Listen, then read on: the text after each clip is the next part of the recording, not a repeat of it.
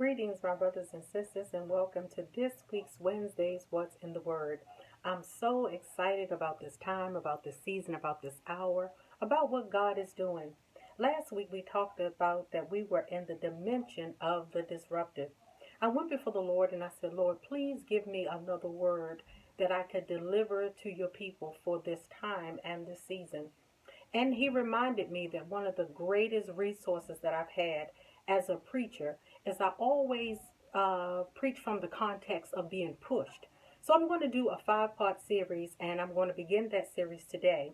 I'm going to be talking about pushed into purpose, pushed into promise, pushed into position, pushed into productivity. And today I want to talk about being pushed into a problem.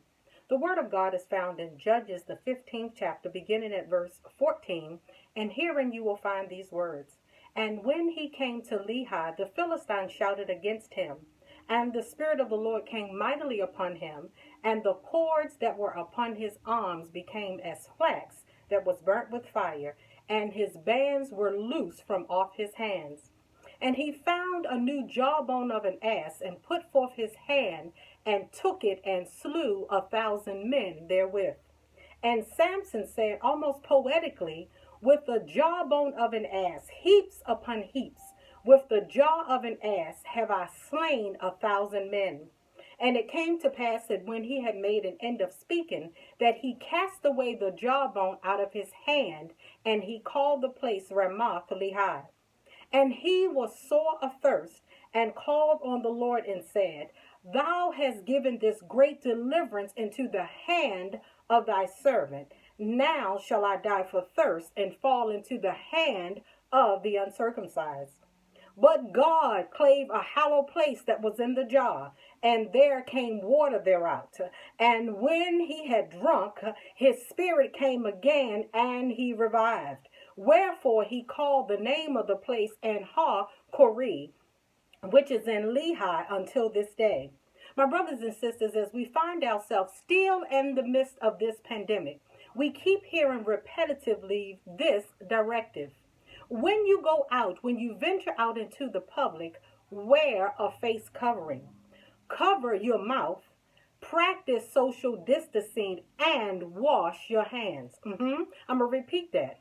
Whenever you venture out while we're in the midst of this pandemic, we keep hearing the directives every day.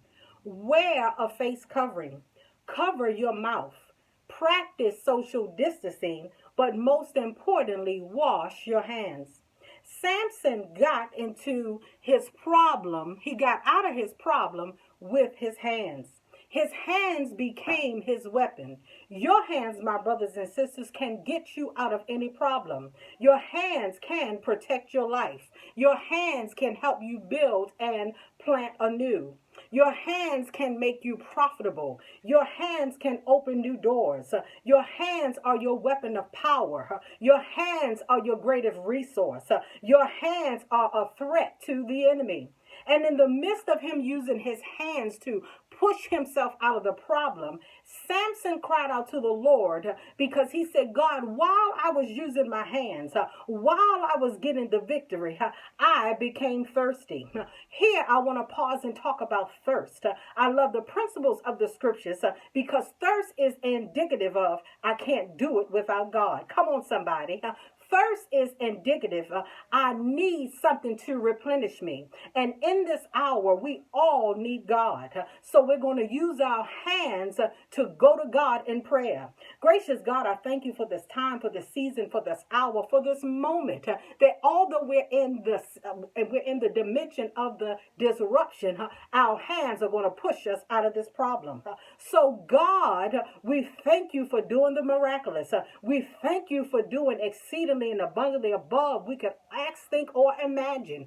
And God, we thank you for giving us the power to use our hands, the power to be creative, the power to pivot in this moment, and the power to be innovative. So God answers Samson. God split the rock. Water came out. Samson drank, and his spirit revived. So here again, Father, I stretch my hands to thee. No other help I know. If thou withdraw thyself from me, whither shall I go? This week we're ending this on this word. I may be pushed into a promise, but God has a power. God has given me power to use my hands. Catch you next week for this series, Pushed.